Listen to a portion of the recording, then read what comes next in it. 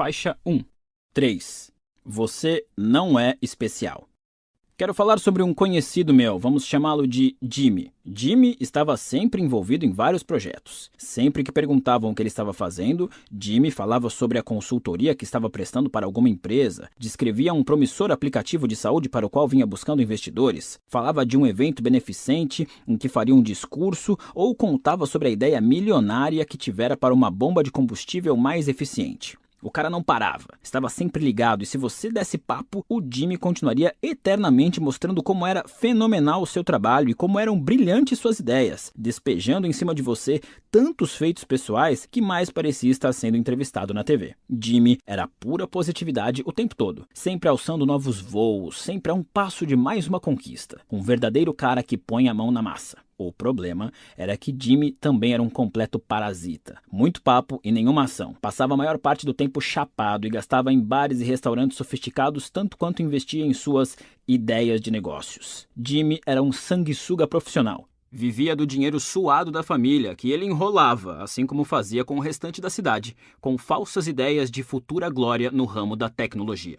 Claro, às vezes ele fazia algum esforço simbólico, pegava o celular e ligava para algum figurão na cara de pau, se valendo de todos os nomes famosos que lhe vinham à mente, mas nada concreto acontecia. Nenhum dos seus empreendimentos se tornou realidade. O cara continuou nessa por anos, sendo sustentado por namoradas e por parentes cada vez mais distantes até quase completar 30 anos. E o mais doido nisso tudo era que Jimmy tinha orgulho disso. Sua autoconfiança chegava ao nível do delirante. Quem ria dele ou desligava na sua cara estava na percepção de Jimmy, perdendo a maior oportunidade da vida. Quem apontava o ridículo de suas ideias era ignorante e inexperiente demais para entender a sua genialidade. Quem expunha o seu estilo de vida parasitário era um invejoso, uma pessoa amarga que cobiçava o seu sucesso. Jimmy ganhava algum dinheiro, mas, em geral, pelos meios mais desonestos, como vender a ideia de outra pessoa como se fosse dele, enrolar alguém para conseguir um empréstimo ou, pior, convencer alguém a lhe dar participação numa startup. Às vezes, conseguia até que lhe pagassem para dar palestras, sobre o que eu não consigo nem imaginar. A pior parte era que Jimmy acreditava nas mentiras que contava. Seu delírio era tão indestrutível que era até difícil ter raiva dele. Chegava a ser um caso fascinante, na verdade. Em algum momento, na década de 1960, desenvolver uma autoestima alta, ter uma boa autoimagem e se sentir bem consigo mesmo, virou moda na psicologia. Pesquisas concluíram que as pessoas que se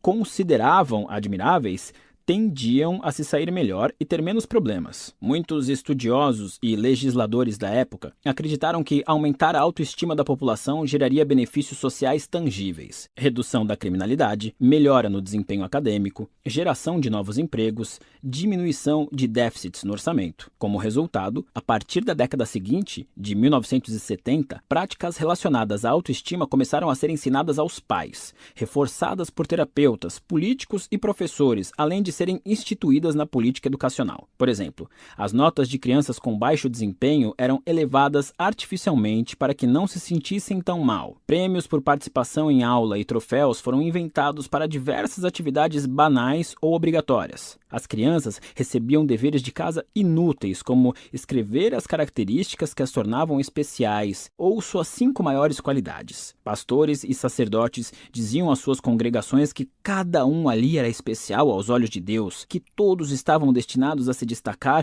e a superar a mediocridade. Surgiram seminários empresariais e motivacionais entoando o mesmo mantra paradoxal: cada um de nós pode ser excepcional e extremamente bem-sucedido. Hoje, uma geração depois, temos os resultados para avaliar. Não somos todos excepcionais. No fim das contas, se sentir bem consigo mesmo não significa nada, a não ser que você tenha um bom motivo para isso. Hoje, sabemos que adversidade e fracasso são muito úteis e até mesmo necessários para o desenvolvimento de adultos determinados e bem-sucedidos. Hoje, sabemos que fazer as pessoas acreditarem que são excepcionais e se sentirem bem consigo mesmas sem fundamento não cria uma população de Bill Gates e Martin Luther Kings. Cria uma população de Jimmys. Jimmy, o delirante das startups. Jimmy, que fumava maconha todo dia e não era bom em nada, exceto em se gabar e acreditar nas próprias mentiras. Jimmy, o tipo de cara que gritava com os sócios por serem imaturos e depois estourava o cartão de crédito da empresa no Le Bernardin para impressionar modelos russas. Jimmy, que já estava ficando sem estoque de tias e tios a quem recorrer para pedir empréstimos. Sim, esse Jimmy confiante e cheio de autoestima. O Jimmy que passava tanto tempo exibindo competência que esquecia de,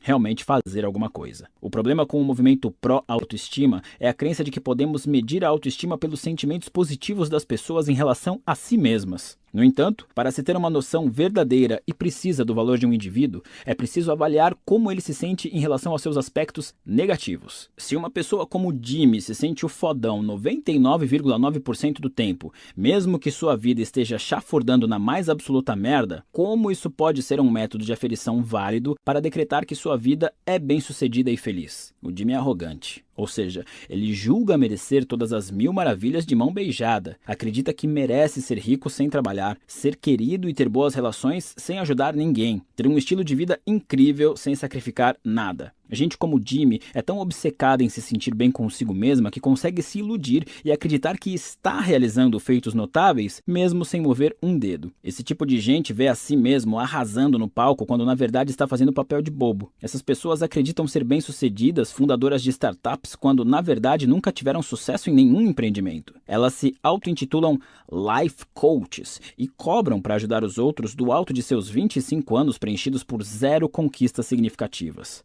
Gente arrogante exala autoconfiança em níveis irreais. Isso pode ser atraente para outros, pelo menos por um tempo. Em alguns casos, a autoconfiança infundada é contagiante e ajuda as pessoas à sua volta a se sentirem mais confiantes também. Devo admitir que, apesar de todas as trapalhadas, Jimmy era uma boa companhia para sair. Você se sentia indestrutível perto dele. O problema da arrogância é que pessoas assim precisam se sentir bem consigo mesmas o tempo todo, mesmo que à custa dos outros. E como é uma necessidade constante, as pessoas arrogantes acabam gastando a maior parte do tempo pensando no próprio umbigo. Afinal de contas, não é simples se convencer de que seu peido não fede, ainda mais se você é um grande bosta. Depois que a pessoa começa a achar que tudo que acontece na vida dela lhe confere ainda mais importância, é extremamente difícil livrá-la desse padrão de pensamento. Qualquer tentativa de ser razoável é vista como mais uma ameaça à sua superioridade por parte de alguém que não consegue aceitar tamanho talento, inteligência, beleza, sucesso. O arrogante forma uma bolha narcisista ao redor de si mesmo, distorcendo todo e qualquer evento para manter a retroalimentação. Pessoas arrogantes têm apenas duas formas de ver os acontecimentos da vida, ambas relacionadas à sua grandeza: reafirmação ou ameaça. Se algo de bom acontece a elas, é fruto de algo incrível que fizeram. Se algo de ruim acontece, é porque alguém está com inveja, tentando derrubá-las. A arrogância é impenetrável. Pessoas desse tipo se convencem de qualquer coisa para alimentar sua sensação de superioridade. Precisam manter a fachada mental de pé a qualquer custo, mesmo que às vezes isso as obrigue a ser física ou emocionalmente violentas. Mas a arrogância é uma estratégia falha. É apenas mais uma forma de euforia. Não é felicidade. Para medir o verdadeiro valor de uma pessoa,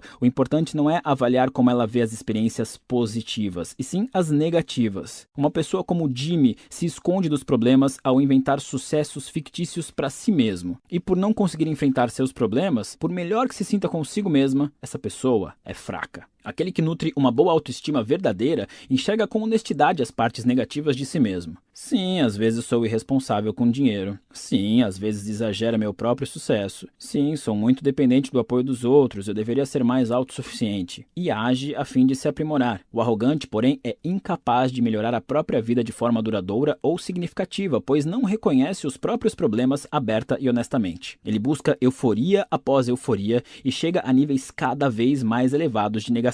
No entanto, em algum momento, a realidade bate à porta e os problemas ocultos reaparecem. É só uma questão de tempo e de quão doloroso será. Faixa 2. Um dia a casa cai. Eram 9 da manhã e eu estava na aula de biologia, a cabeça deitada sobre os braços cruzados na mesa, olhando para o ponteiro dos segundos do relógio. Cada tique sincopado com a explicação tediosa do professor sobre cromossomos e mitose. Como todo bom adolescente de 13 anos que se vê preso numa sala abafada e iluminada por luz fluorescente, eu estava entediado. Bateram a porta. O Sr. Price, vice-diretor da escola, enfiou a cabeça na sala. "Desculpe interromper, Mark. Você pode vir aqui um instante?" Ah, e traga suas coisas. Que estranho, pensei. O normal era os alunos serem mandados ao escritório do diretor. O diretor raramente ia até as salas. Recolhi o meu material e saí. O corredor estava vazio, centenas de portas de armários bege convergiam no horizonte. Mark, pode me levar até o seu armário, por favor? Tudo bem, falei. E comecei a andar até lá como uma lesma de calça jeans larga, cabelo desgrenhado e camisa do Pantera grande demais. Chegamos ao meu armário. Abra, por favor, ordenou o Sr. Price. Obedeci. Ele ficou na minha frente e pegou meu casaco, minha bolsa com uniforme de educação física, minha mochila, enfim, tudo o que tinha no armário, menos alguns cadernos e lápis. Venha comigo, por favor, disse ele, sem olhar para trás. Comecei a ficar nervoso. Fui com ele até o escritório do diretor. Chegando lá, o Sr. Price me mandou sentar, depois fechou a porta e a trancou. Foi até a janela e fechou as cortinas. Minhas mãos começaram a suar. Aquilo não era uma simples conversa. O Sr. Price se sentou e revirou meu material em silêncio, verificando bolsos, abrindo zíperes, sacudindo as roupas de educação física e jogando-as no chão. Sabe o que estou procurando, Mark? Perguntou ele, sem olhar para mim. Não, falei. A palavra me deixou num estado que era um misto de atenção e nervosismo. Drogas? Gaguejei. De que tipo? Ele me lançou um olhar severo. Não sei de que tipo você tem, retrucou, abrindo um fichário e verificando os bolsinhos para canetas. O suor brotava de todos os meus poros, nas palmas das mãos, nos braços, no pescoço. Minhas têmporas começaram a latejar quando o sangue subiu para o rosto e depois para o cérebro. Como todo bom adolescente de 13 anos acusado de portar narcóticos e levá-los para a escola, eu queria sair correndo dali e me esconder. Não sei do que você está falando, protestei num tom muito mais humilde do que gostaria. Senti que deveria transmitir mais confiança. Ou talvez não, talvez devesse estar com medo. As pessoas demonstram mais medo ou mais confiança quando estão mentindo? Porque eu queria demonstrar o oposto. Bom, minha insegurança aumentou, pois o medo de parecer inseguro me deixou mais inseguro ainda. A merda do círculo vicioso infernal. Isso é o que vamos ver, disse ele. Então ele voltou a atenção para minha mochila, que aparentemente tinha 100 bolsos, cada qual com objetos adolescentes mais bobos. Canetas coloridas, bilhetinhos passados durante a aula, CDs do começo dos anos 90 com a caixinha rachada, marcadores secos, um velho bloco de desenhos sem metade das páginas, inutilidades, poeira e fiapos acumulados durante toda uma existência enlouquecedoramente monótona no ensino fundamental. Meu suor devia estar jorrando à velocidade da luz, e o tempo se prolongava e se dilatava de tal forma que os poucos segundos naquele relógio da aula de biologia tinham se transformado em éons. Cada minuto suficiente para crescer, envelhecer e morrer. Somente eu, o Sr. Price e minha mochila sem fundo. Em algum momento da era mesolítica, o Sr. Price terminou de revisar a mochila. Sem ter encontrado nada, parecia nervoso. Virou a mochila de cabeça para baixo, deixando cair tudo no chão e começou a suar tanto quanto eu. Só que, se no meu caso era pavor, o que ele sentia era raiva. Nada de drogas hoje, hein? Ele tentou parecer casual. Não, eu tentei também. Ele espalhou minhas coisas, separando cada item e os reunindo em pequenas pilhas ao lado do meu uniforme de educação física. Meu casaco e minha mochila estavam agora esvaziados e murchos em seu colo. Ele suspirou e olhou para a parede. Como todo bom adolescente de 13 anos trancado numa sala com um homem que acabou de jogar suas coisas no chão furiosamente, eu queria chorar. O Sr. Price analisou os itens espalhados. Nada ilícito ou ilegal, nenhum narcótico, nem mesmo algo que infringisse as regras da escola. Ele suspirou e depois jogou no chão também o casaco e a mochila. Então se inclinou e apoiou os cotovelos nos joelhos e o rosto na altura do meu. Mark, vou lhe dar uma última chance de ser sincero comigo. Se você for sincero, vai ser muito melhor para você. Se estiver mentindo, vai ser muito pior. Como se ouvisse a minha deixa, eu engoli em seco. Agora, diga a verdade, exigiu o Sr. Price. Você trouxe drogas para a escola hoje? Tentando conter as lágrimas, os gritos querendo escapar pela garganta, encarei meu torturador e em tom de súplica, louco para me livrar daquele horror adolescente, respondi. Não, eu não tenho nenhuma droga, não faço a menor ideia do que você está falando. Tudo bem, disse ele sugerindo rendição. Pode pegar suas coisas e voltar para a aula. Ele deu uma última olhada para a mochila vazia, jogada como uma promessa quebrada no chão de sua sala. Então, casualmente, pisou de leve na mochila. Uma última tentativa desesperada. Esperei ansiosamente que ele se levantasse e saísse e assim eu poderia seguir com a minha vida e esquecer aquele pesadelo. Mas o pé dele encostou em alguma coisa. O que é isso? Perguntou o Sr. Price dando umas pisadinhas. Isso o quê? Ainda tem alguma coisa aqui. Ele pegou a mochila e começou a tatear o fundo. A sala ficou embaçada aos meus olhos. Tudo ao redor oscilava. Eu era inteligente quando jovem, era simpático, mas também era um idiota. Digo isso no sentido mais amoroso possível. Eu era um idiota rebelde e mentiroso, irritado e cheio de ressentimento. Aos 12 anos, modifiquei o sistema de segurança da minha casa usando ímãs de geladeira para sair escondido à noite. Meu amigo e eu colocávamos o carro da mãe dele em ponto morto e o empurrávamos até a rua para dirigir por aí sem acordá-la. Eu escrevia redações defendendo o aborto porque sabia que a professora de inglês era uma fanática religiosa. Outro amigo e eu roubávamos cigarros da mãe dele e os vendíamos atrás da escola. Eu abri um compartimento secreto no fundo da minha mochila para esconder maconha. Foi esse compartimento que o Sr. Price encontrou depois de pisar na minha droga escondida. Eu tinha mentido. E, como prometeu, o Sr. Price não pegou leve comigo. Algumas horas depois, como todo bom adolescente de 13 anos, algemado no banco traseiro de uma viatura policial, eu achava que a minha vida tinha acabado. E tinha mesmo, de certa forma. Meus pais me prenderam em casa. Eu não teria amigos no futuro próximo. Fui expulso da escola e terminaria o ano letivo estudando em casa. Minha mãe me fez cortar o cabelo e jogar fora todas as camisetas do Marilyn Manson e do Metallica, o que, para um adolescente em 1998, equivalia a ser condenado à morte por tosquice. Meu pai me arrastava para o trabalho de manhã e me fazia arquivar documentos por horas a fio. Depois que a educação domiciliar terminou, fui matriculado numa pequena escola cristã onde, o que não deve ser uma surpresa, eu não me encaixava muito bem. E quando enfim tomei jeito, entregando os trabalhos no prazo e consciente do valor de uma boa responsabilidade clerical, meus pais decidiram se divorciar. Estou contando tudo isso só para ilustrar como minha adolescência foi uma bosta. Perdi todos os meus amigos, meu ambiente, direitos legais e família num intervalo de 9 meses. Como diria a psicóloga que me atendia aos 20 e poucos anos, foram eventos traumatizantes pra cacete. E eu passaria uma década e mais um pouco tentando entendê-los e deixar de ser um bestinha egoísta e arrogante. O problema com a minha vida doméstica naquela época não foram todas as coisas horríveis que foram ditas e feitas, e sim tudo que deveria ter sido dito e feito, mas não foi. Minha família ignora problemas como Warren Buffett ganha dinheiro ou Michael Jordan enterra no basquete. Somos os melhores nisso. A casa podia estar pegando fogo e diríamos, não, está tudo bem, só um pouco quente aqui, talvez, mas, sério, tudo bem. Quando meus pais se divorciaram, não houve pratos quebrados, portas batidas, nem discussões histéricas sobre quem chifrou quem. Depois que garantiram para mim e para o meu irmão que não era culpa nossa, eles abriram para perguntas. Sim, você deu direito. Sobre a logística da nossa nova vida. Nenhuma única lágrima foi derramada. Nenhuma única voz foi erguida. O máximo que meu irmão e eu chegamos de entrever a vida emocional declinante dos nossos pais foi o esclarecimento de que ninguém traiu ninguém. Ah, que ótimo. O ar estava meio abafado ali na sala, mas tranquilo, tudo certo. Meus pais são boas pessoas. Eu não os culpo por nada disso, pelo menos não mais. E amo muito os dois. Eles têm a própria história, a própria jornada e os próprios problemas, como todos os pais. Como os pais deles tinham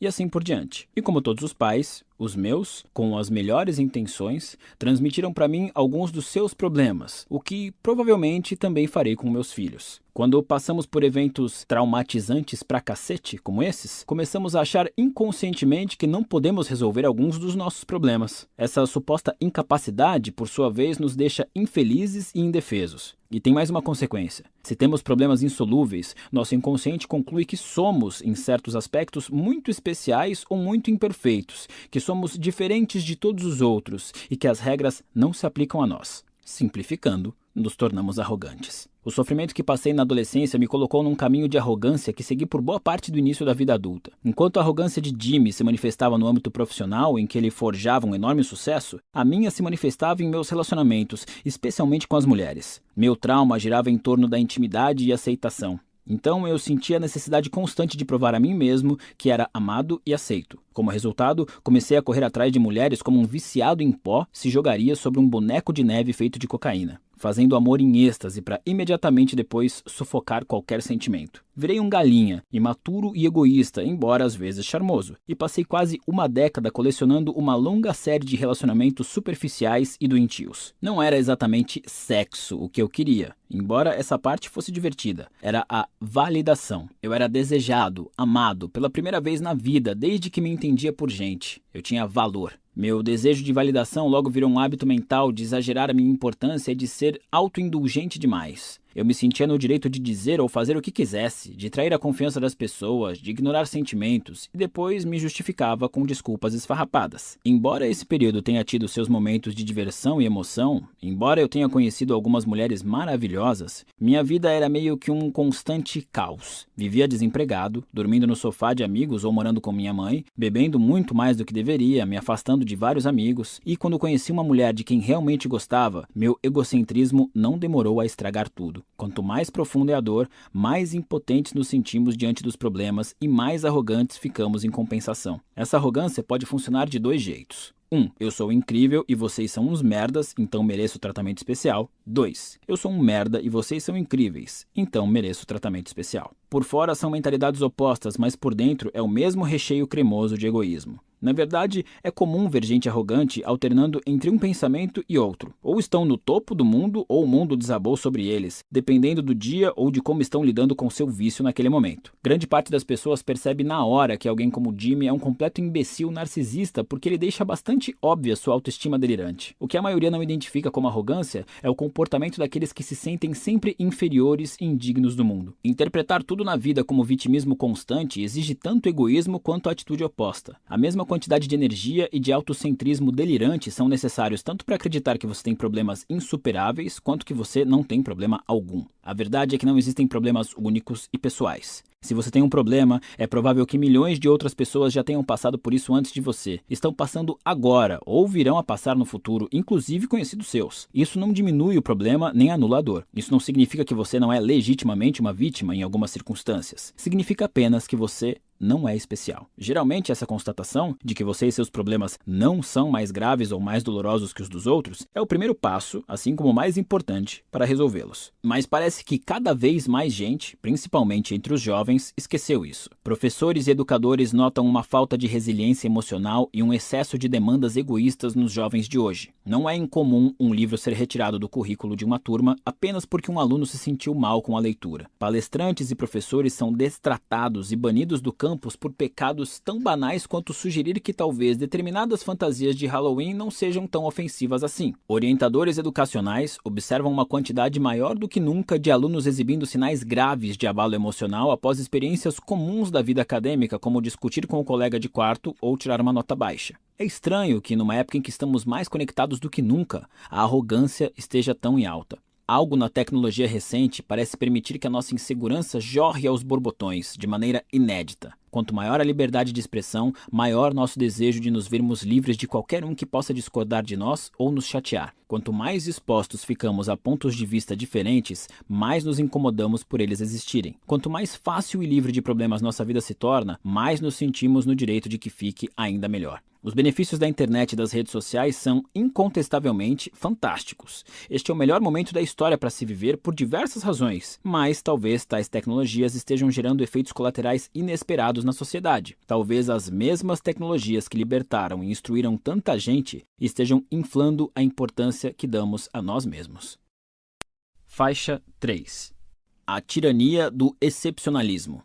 A maioria das pessoas é bastante medíocre em quase tudo que faz. Mesmo que você seja excepcional em uma área, é provável que seja medíocre ou mesmo abaixo da média em outras. É a natureza da vida. Para se tornar incrível em alguma atividade, é preciso investir nela uma quantidade absurda de tempo e energia. E como esses recursos são limitados, já é raro se tornar excepcional em alguma coisa, quem dirá em mais que isso. Assim, podemos dizer que é estatisticamente improvável que uma mesma pessoa seja extraordinária em todas as áreas da vida, ou mesmo em várias. Empresários brilhantes geralmente têm a vida pessoal toda ferrada. Atletas extraordinários costumam ser superficiais e burros como uma pedra lobotomizada. Muitas celebridades têm uma noção da vida tão limitada quanto seus fãs e seguidores mais implacáveis. Todos somos, basicamente, bem comuns, mas são os extremos que atraem os holofotes. Já meio que sabemos disso, mas raramente pensamos ou tocamos no assunto, e menos ainda levantamos a questão de que isso pode ser um problema. Ter acesso à internet, ao Google, Facebook, YouTube e a centenas de canais de televisão é incrível, só que nossa atenção é limitada. Não existe a menor chance de processarmos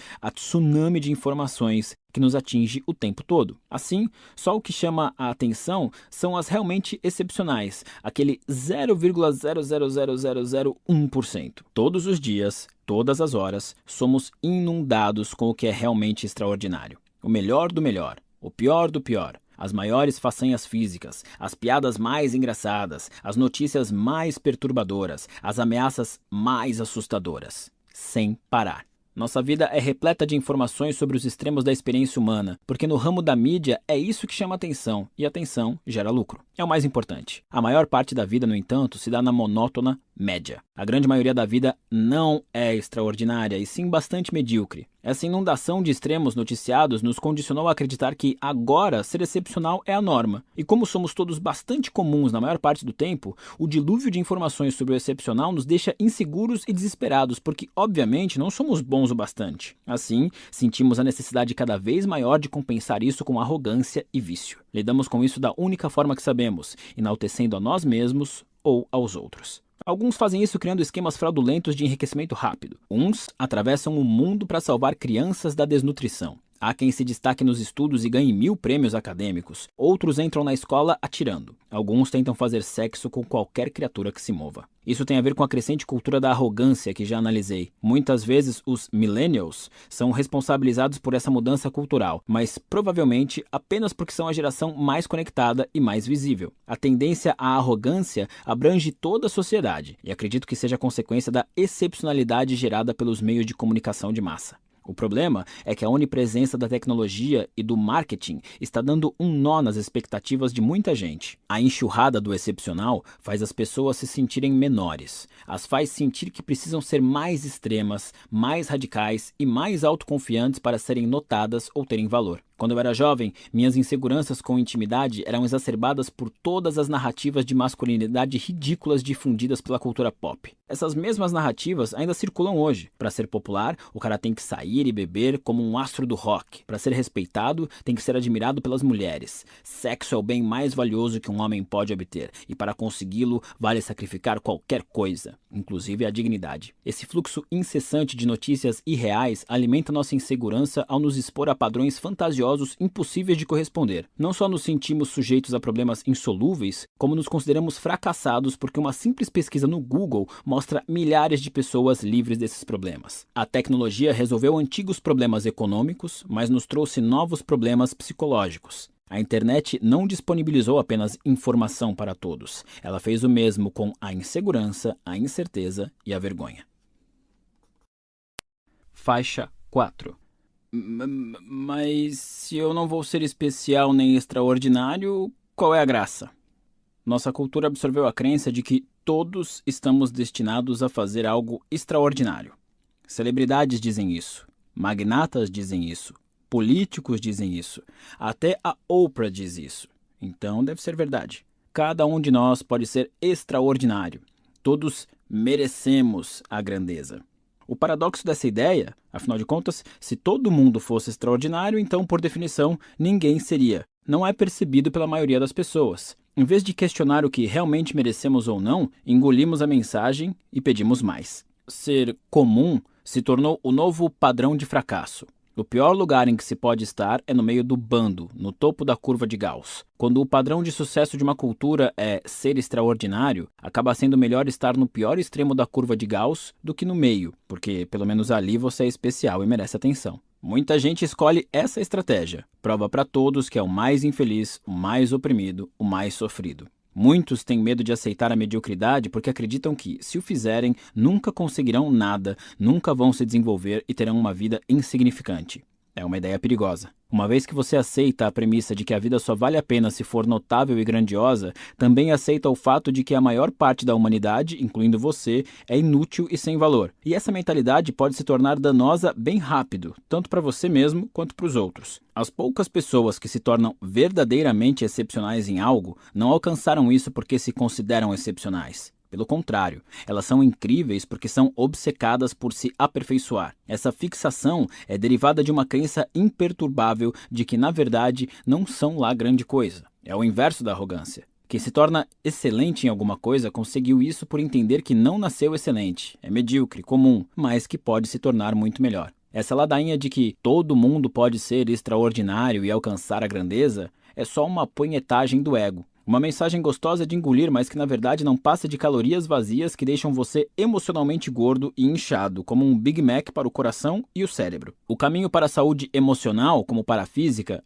é legumes e verduras, ou seja, aceitar as verdades sem graça e banais. Como suas ações em geral não importam tanto assim e a maior parte da vida é tediosa e irrelevante, mas tudo bem, o prato de legumes vai ter um gosto bem ruim no começo.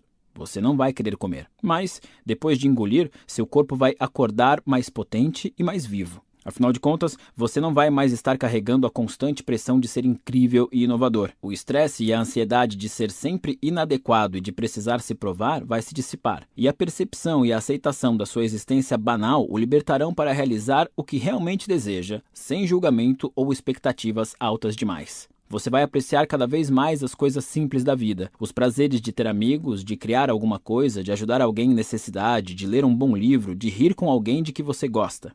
Que chatice, não? É porque tudo isso é comum, mas talvez seja comum por uma razão, porque são as coisas que realmente importam.